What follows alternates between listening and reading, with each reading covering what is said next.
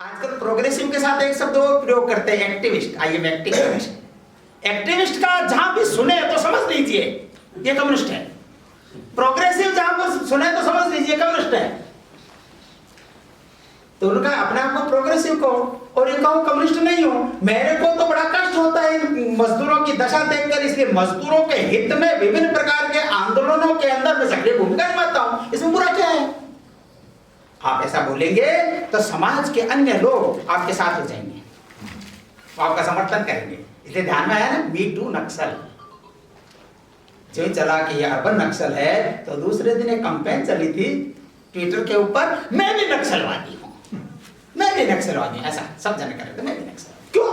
वो बिना सोचे समझे उस नक्सल का क्या है, उनके पीछे की आइडियोलॉजी क्या है, वो किस प्रकार से काम करते हैं, अपने आप को प्रोग्रेसिव सिद्ध करने के लिए। अच्छा, ऐसे एक्टिविस्ट के विरुद्ध आप ऐसा कर रहे हैं, इसलिए एक्टिविस्ट के पक्ष में हम हैं। बिना विचार किए ऐसे बड़ा समूह लोगों का सब खड़ा हो जाता है, मी टू नक्सल, खड़े हो। वही इसने कहा कि तुम ऐसा करो, अपने आप को कम्युनिस्ट मत कहो, अपने आप को प्रोग्रेसिव कहो, लेबर के हितों में मैं आंदोलन करता हूं ऐसा बोलो। फिर उसने क्या कहा कि अपने चारों ओर कुछ लिबरल फ्रेंड्स को इकट्ठा करो। ये भी आजकल बड़ा शब्द चलता है, लिबरल, लिबरल हिंदू, लिबरलिज्म, ये शब्द जो प्रयोग होते हैं ये शब्द भी वही है कि आप क्या करेंगे, तुरंत आपको जब लिबरल आप कहेंगे तो ये तो सबसे अच्छा सद्गुण है ना लिबरल होना, तो सद्गुण है, इसके साथ सब खड़े होंगे। और जो भी दूसरा होगा उसको आप एकदम से और हिंदूवादी और इस तरह का नाम दे दीजिए। तो ब्रैकेट कीजिए, किसी को ब्रैकेट करने के लिए किसी एक को टारगेट बनाइए, उसको टारगेट बनाकर बाकी को खड़ा करना है तो टारगेट कीजिए, उसकी एक छवि बनाइए। इसलिए टारगेट क्या है, कुछ भी हो तो टारगेट करेंगे संघ को, संघ का नाम ले लो, बाकी के सब छुप जाएंगे। और कोई भी करे, हिंदूवादी जोड़ दो उसके साथ। अजमेर में लिटरेरी फेस्टिवल के उद्घाटन करने के लिए नसीरुद्दीन शाह आने वाले। नसीरुद्दीन शाह ने एक दिन पहले वक्तव्य दिया, उसके बच्चे डर रहे हैं, ऐसा कहा बेचारे ने। दूसरे दिन उसका एक राजनीतिक दल के युवा कार्यकर्ताओं ने विरोध किया, ये नहीं आना चाहिए, ऐसा कैसे कहा। दूसरे दिन अखबार के अंदर वो जो राजनीतिक दल के लोग थे, ये नहीं लिखा था, साथ में लिखा था हिंदूवादी लोगों ने विरोध किया। क्यों? क्योंकि हिंदूवादी जोड़ते आपको बिना कहे ब्रैकेट कौन होगा, किसी के भी दिमाग में बिठा दिया गया कि जहां भी हिंदूवादी शब्द प्रयोग हो, यानी कौन है, आरएसएस है, तो आरएसएस टारगेट हो जाएगा।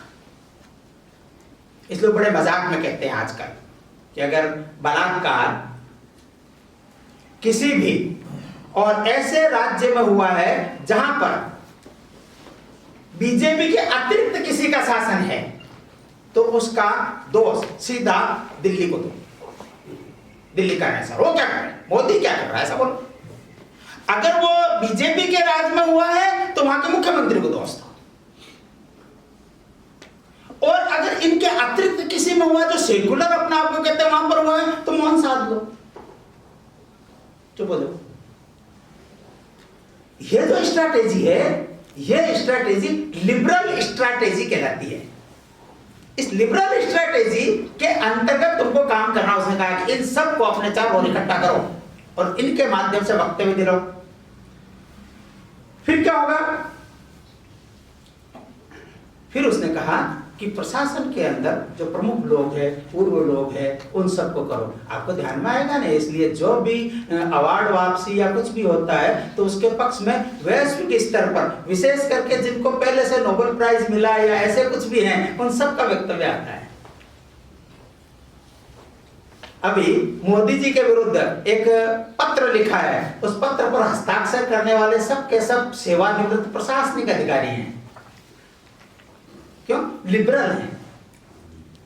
इसलिए लिबरलिज्म इसको स्थापित करना है, इसलिए बिना सोचे समझे किसी एक को टारगेट करके उसके विरुद्ध जाना ये संभव है, ये किया जा सकता है, इसलिए तुम ये खड़ा करो, ये उसको बताया। इसका परिणाम क्या हुआ? उसने कहा कि कुछ ऐसे जो केंद्र में है उनका उपयोग करो। उसने दो लोगों का, हैरी और क्यूरी, ऐसे नाम दिए थे, दोनों के दोनों उस पदस्थ थे। मैंने बताया व्हाइट हाउस के अंदर था जिसने इसको स्थापित करवाया वहां पर, और दूसरा भी एक इसमें जो है वो कौशल्य विभाग का प्रमुख था। इतने उच्च पदों के ऊपर भी कम्युनिस्ट आइडियोलॉजी से प्रभावित होकर देश के विरुद्ध काम करने के लिए तैयार हो जाते हैं, और ये सब के सब कोर्ट में चले गए। उसने कहा कि कोर्ट में जाते समय तुम ऐसा लायक करो जिसकी समाज के अंदर प्रतिष्ठा है। इसलिए आप देखेंगे समाज के जो ख्यातनाम हैं वो लोग जाते हैं इनके कोर्ट में, नाम ढूंढ लीजिए, एक लिस्ट है पूरी, वही सब लोग जाते हैं, वही सब खड़े। तो उसने भी कहा कि ऐसे लॉयर को खड़ा करो जिसकी प्रतिष्ठा है, और उसको पैसा लगना होगा वो लगाइए, लेकिन उस लॉयर को खड़ा करो, और वो खड़ा करके तुम्हारे पक्ष के अंदर दलील दे, और उस दलील के लिए उपयोग उनका करो। जो मीडिया में तुम्हारे पक्ष में ये लिबरल्स अपने आप का और वक्तव्य दे रहे हैं, इसका उपयोग करो, और इसके माध्यम से तुम बच सकते हो। ये बहुत छोटी बात लगती है, सामान्य बातें लगती है, लेकिन इसका परिणाम क्या हुआ? इसका परिणाम यह हुआ कि वो बाइज्जत बरी हो गया। केवल इतना पनिशमेंट मिला कि अभी जिस विभाग में वो काम कर रहा था उससे उसकी सेवाएं समाप्त करके उसको मूल विभाग में भेज दिया। यही हुआ है इनके साथ, वरवरा राव से लेकर सबके साथ यही है। पहले पकड़े गए हैं, दोष लग चुका है, केस चल रहे हैं, उसके उपरांत भी हर बार ये जो चारों ओर उनके पक्ष में एक्टिविस्ट के कर और खड़े होते हैं, रोमिला थापर से लेकर और सब लोग, इरफान हबीब तक, ऐसे सब लोग उनको बचा कर निकाल ले जाते हैं। यहां तक कि जो जुडिशरी है वो भी उनसे प्रभावित होकर अन्य किसी काम के लिए जो बहुत महत्व का, समाज के हित का काम है, उसके लिए समय नहीं है उनके पास में, उनके लिए समय निकल जाता है, रात को समय निकल जाता है, ये सब हो जाता है। पूरा एक तंत्र काम करता है। ये जो उदाहरण मैंने बताया, किस प्रकार से तंत्र के अंदर नीचे से ऊपर तक इस प्रकार के विचारधारा के लोग बाहर एक आवरण लगाकर बैठे होते हैं और ठीक समय पर काम करते हैं। उसने क्या शब्द प्रयोग किया, वो अंतिम शब्द मैं आपको बताता हूं। इसने, महिला ने, एलिजाबेथ ने उसको कहा कि तुम ये करो, anybody else you know and trust, उन सब का उपयोग करो। तो अंत में क्या होगा?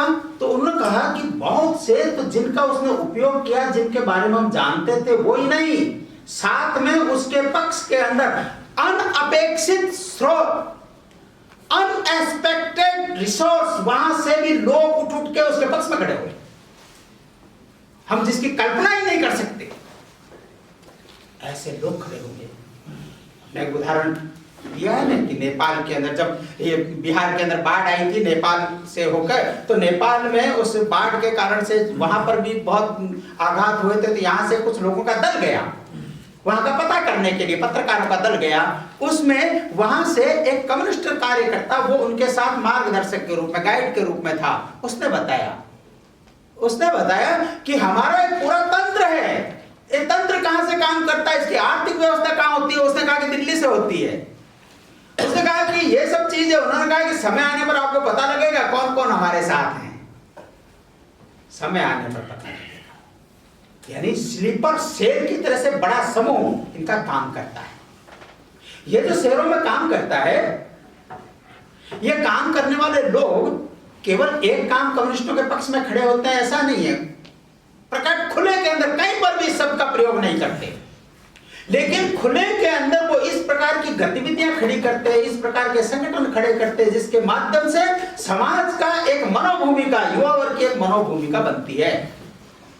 उसके कुछ क्षेत्र है जहां पर वो काम करते हैं, वहां पर केवल मात्र जिस प्रकार से एक ब्रूडिंग सिस्टम कहते हैं, इस ब्रूडिंग सिस्टम से कुछ नेतृत्व करने वाले युवकों को खड़ा करने के लिए वो अपने पक्ष में लेते हैं। शेष लोगों के साथ वो बात नहीं करते, शेष लोगों के साथ अलग प्रकार की बात करते हैं। ये ब्रूडिंग सिस्टम हम जानते हैं, जो अपने ये मुर्गी होती है, तो मुर्गी जो घरेलू जो होता है, फार्म जो है उसके ऊपर, तो घर में जो मुर्गी पालन होता है तो वो अपने कितने अंडों को सेने का काम करती है हैचिंग के लिए, तो वो उतनों को करती है जितने उसके पंख में आ जाते हैं, जिनको वो गर्मी दे सकती है, जिस पर वो बैठ सकती है, उतनों को वो लेती है। उसको वो गर्मी देकर उसमें से चूजे निकलते तो उतनों को अपने साथ साथ लिए घूमती है, जब तक कि वो अपने पर निकलकर और खुद दाना नहीं चुनने लग जाए, तब तक वो इर्द गिर्द उनके चारों करती है। इसको कहते हैं ब्रूडिंग, हैचिंग एंड ब्रूडिंग। का ये जो काम है, ये काम कुछ लोगों पर होता है। अंडे तो बहुत देती है मुर्गी, सब अंडों को नहीं करती वो हैचिंग एंड ब्रूडिंग, चयनित का करती है। ऐसा ही ये भी यूनिवर्सिटीज में रहने वाले, अन्य कला संस्थानों में रहने वाले, एनजीओ के अंदर काम करने वाले, ये जो बाहरी चेहरे उनके दिखाने के, जिसके कारण से समाज का सहकार उनको मिलता है, अच्छा काम कर रहे हैं, एक्टिविस्ट है, इस प्रकार की जो छवि बनती है, उस छवि में से ये सब चीजें उनको लगती है। और जो वास्तविक आइडियोलॉजी है, जिस नक्सलवाद के लिए काम करना है, उसके लिए ब्रूडिंग करके चयनित करते हैं, वो कन्हैया कुमार कम होते हैं। वैसे लोगों को वो अपने निकट लेते हैं, उनसे उसी प्रकार की रिसर्च कराते हैं, उसी प्रकार की बात करते हैं, वैसा ही काम करके उनको धीरे धीरे उस विचार में पक्का करते हैं, ताकि अपने बाद स्थानापन्न मिले, उनकी जगह पर वैसा ही एक नेतृत्व खड़ा हो जाए। उसका वो प्रयत्न करते हैं। उसके वो केंद्र है जो ह्यूमैनिटीज के नाम से जो केंद्र कहलाते हैं, वहां पर वो इस प्रकार का काम करते हैं। बाकी जो बाहर दिखाने के लिए, जिसके कारण से उनकी एक सकारात्मक छवि बनती है,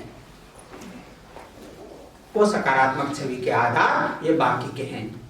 इतिहास लेखन, पाठ्य पुस्तक लेखन, यूनिवर्सिटी में चलने वाले कोर्सेज, उनकी जो पुस्तकें लिखना है, उन पुस्तकों में रेफरेंस बुक किसकी होगी।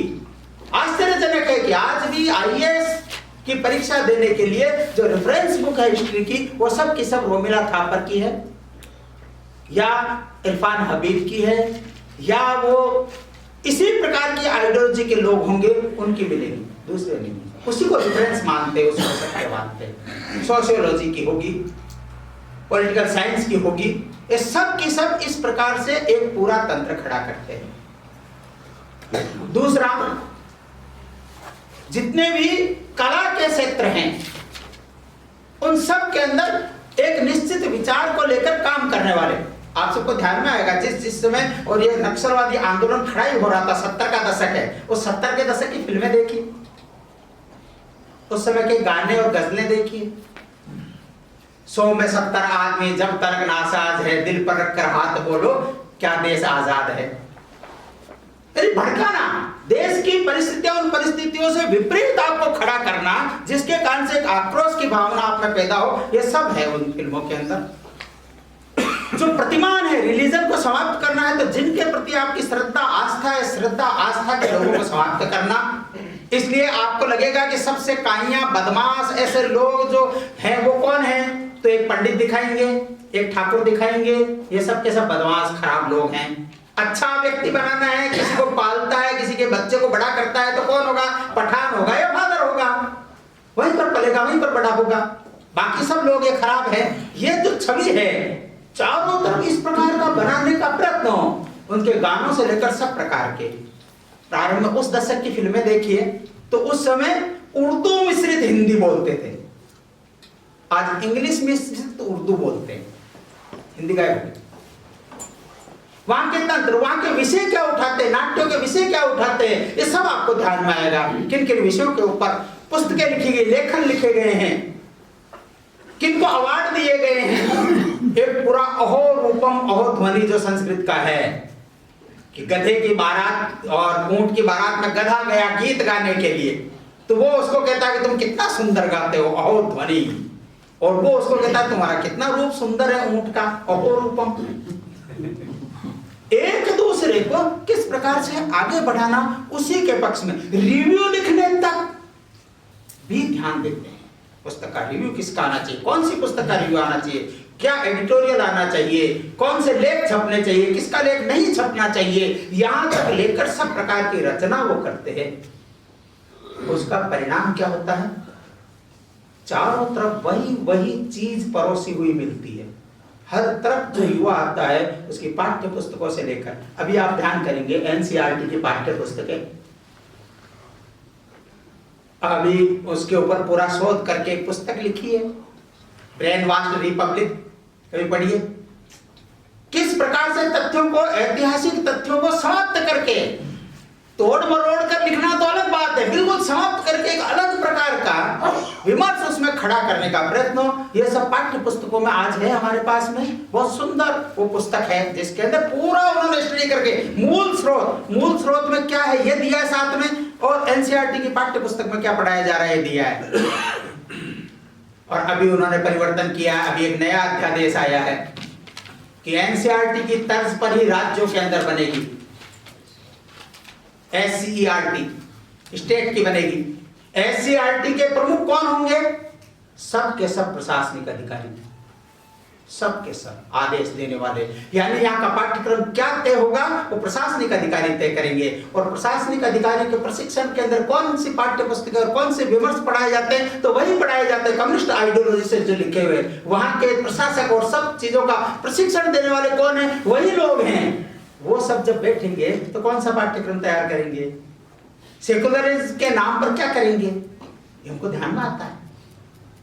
तो सेकुलरिज्म का आवरण चढ़ाएंगे, प्रगतिशीलता का आवरण चढ़ाएंगे, तकियारूसी बातों को छोड़ना है, हमको प्रगत दिखना है, उसका आवरण चढ़ाएंगे। और ऐसी सब बातों को धीरे धीरे हर चीज के अंदर परोसने का प्रयत्न करने के लिए वो करते हैं। इसमें किसी को भी ध्यान नहीं आता, सहज लेते हैं लोग। क्योंकि बहुत से जो समाज के अंदर जो पढ़ने लिखने वाले हैं उनको छोड़कर तो पता ही नहीं है सत्य क्या है, तथ्य क्या है। इसलिए जो चल रहा है उनको लगता है कि यही ठीक है, ऐसा ही होगा। यहाँ के एक बड़े मंत्री पूर्व सरकार के अंदर थे, एक दिन में ऐसे बैठे थे तो बात चली। उन्होंने कहा कि भारत ने किया क्या है, आज तक कभी अफगानिस्तान के जो बीच में पहाड़ है हिंदू उसको उस पार ही नहीं गए। उनको उस पार नहीं गए तो गांधारी कहां से आई थी? एक मंत्री है वो ये कहता है कि उस पार भी कभी हिंदू नहीं रहा, तो फिर सामान्य जनता से क्या व्यवहार की हम बात करेंगे? क्यों? क्योंकि यही बार बार रटाया, यही पढ़ाया है। ऐसे सब चीजों का एक तंत्र खड़ा करते हैं। उस तंत्र के माध्यम से उनके एक समाज के अंदर छवि ये बुद्धिजीवी के रूप में बनती है। ऐसे आंदोलन खड़े करते हैं जो हमको जन आंदोलन की तरह लगते हैं। उसमें उनको कुछ नहीं करना, देना कुछ नहीं है उनको केवल भड़काना है, खड़ा करना है। जिन एनजीओ के माध्यम से पैसा मिलता है उस एनजीओ को चलाने वाले जिस देश से सहायता मिलती है उस देश की यहाँ पर हित रक्षा करने के लिए जिस प्रकार का आंदोलन खड़ा करना पड़े उस प्रकार का आंदोलन खड़ा करते हैं। लोगों को लगता है कि ये हमारे हित में कह रहे हैं, नए नए टोटके निकालते हैं। कोई सामान्य व्यक्ति नहीं है, लेमैन नहीं है, अच्छे अच्छे प्रोफेसर है। टोटके कैसे निकालेंगे? जल सत्याग्रह, दिल्ली का पैदल मार्च, जल सत्याग्रह, जल के अंदर खड़े हैं। जयपुर के अंदर भूमि सत्याग्रह, तो क्या हुआ? भूमि सत्याग्रह करने के लिए हमारी जमीन हथियार है। जमीन किस लिए हथियार है? एक रिंग रोड बन रही है, ये रिंग रोड नहीं बननी चाहिए, इसलिए कम्युनिस्ट पहुंच गए। सत्याग्रह क्या कर रहे हैं? सबने इतने इतने गड्ढे खोदे, गड्ढे खोद के अंदर बैठ गए और सिर बाहर है।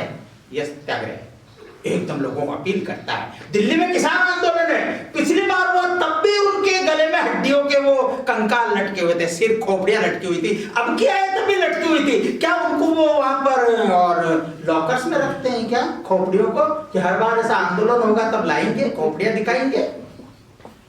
स्ट्रैटेजी है। जिस चीज से मेरे एक बार पूछा कि हमारे ये लालू यादव जी ऐसी बांह को लंबी क्यों रखते हैं? उनका ये लंबी रखते हैं इसलिए इनके लोग फॉलोअर्स हैं। कुछ लोग इसी से आनंदित होते हैं। कैसे रहते हैं? इसलिए लंबी बांह रहते हैं, ऐसे लटका लटका के रहते हैं, जिससे आपका ध्यान आकर्षित हो और जनता के अंदर उसका एक परसेप्शन बने। इसके लिए नए नए नए नए तरीके ढूंढना और उसके माध्यम से जनता को आंदोलित करने के लिए खड़ा करना प्रयत्न करना।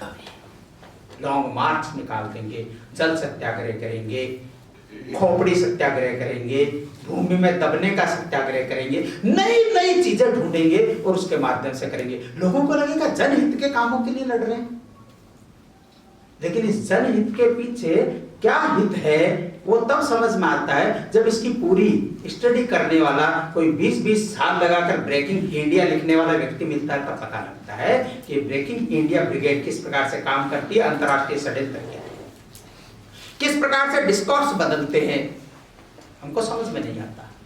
सामान्य से कैसा बदल दिया? रेसिज्म, इसको भारत में लाकर खड़ा कर दिया। एफ्रो इंडियन एसोसिएशन क्या करती है? उन्होंने कहा कि जैसे अफ्रीका में स्लेव्स थे वैसा ही भारत में है। तो क्या है, यहाँ के जितने भी अनुसूचित जाति और जनजाति के ये ब्लैक्स हैं और इतर जो हैं इनसे वो सब के सब व्हाइट हैं और ये ब्लैक्स का समर्थन करने के लिए खड़ा होना चाहिए। रेसिज्म है, उसको यहाँ पर कांचा विलैया बड़े आनंद के साथ खड़ा कर देते हैं। आपका जो सांस्कृतिक प्रतिमान है इससे आपको तोड़ना है तो फिर बिग फेस्टिवल होगा। फिर यहाँ पर महिषासुर दिवस मनाया जाएगा, क्योंकि आप देवी के उपासक है, देवी को मानते हैं, तो महिषासुर को खड़ा करेंगे। हम अपने आप का सरनेम रावण लगाएंगे। रावण ब्राह्मण था इसकी चिंता नहीं है, लेकिन रावण हमारा दक्षिण का, और दक्षिण का इसलिए द्रविड़ है, और द्रविड़ है इसलिए वो हमारा रेसिज्म का प्रतीक है, हमारा है, इसलिए हम रावण के वंशज हो गए। खड़ा करेंगे। किस प्रकार से वर्ग संघर्ष खड़ा किया जा सकता है, यह सब तरीके धीरे धीरे अपनाते हैं। आप जिस बात को शालीनता कहते हैं, हम इसके विरुद्ध करेंगे तो भोपाल के अंदर अर्धनग्न अवस्था के अंदर स्लटवॉक होगा। आप अगर सामान्य तरीके से और एक रिश्तों की बात करते हैं तो आप जाकर कोच्चि के अंदर किस ऑफ लव या सड़कों के ऊपर हम करेंगे स्वानुत व्यवहार करते हुए। ये सब जो चीज आप जिसको प्रतिमान मानते हैं, जिसके प्रति आपकी श्रद्धा, उस सब को समाप्त करने के लिए प्रगतिशीलता के नाम पर खड़ा करेंगे, और आसानी से युवा वर्ग इसकी ओर आकर्षित हो जाता है।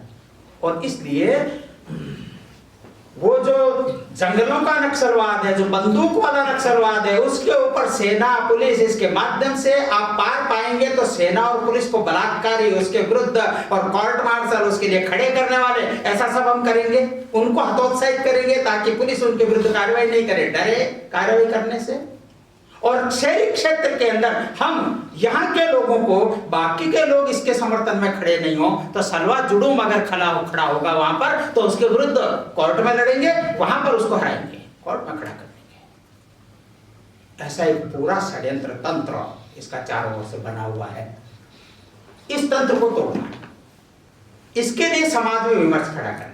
इसलिए मैंने यहाँ के अपने जो कार्यकर्ता है शैक्षिक महासंघ के, उनसे मैंने निवेदन किया कि एक बार अभिभावकों के साथ इसकी चर्चा होनी चाहिए कि ये जो ब्रेन वॉश किस प्रकार से हमारे विद्यार्थियों को किया जाता है, मेरा बच्चा क्या पढ़ेगा, ये तय करना अभिभावकों का काम है। इसलिए अभिभावक भी इसमें सहभागी होने चाहिए। ये जब तक नहीं होंगे, जब तक इन पर आक्रमण नहीं होगा, तब तक ये जो चाहते हैं वैसा ही परोसते रहेंगे। ये परिवर्तन करना है तो हमको ये चर्चा पहले समाज के अंदर चलानी पड़ेगी। इस चर्चा के माध्यम से इनको उजागर करना पड़ेगा, और जो भारतीय प्रतिमान है उन प्रतिमानों को खड़ा करने के लिए हमको प्रयत्न करना पड़ेगा।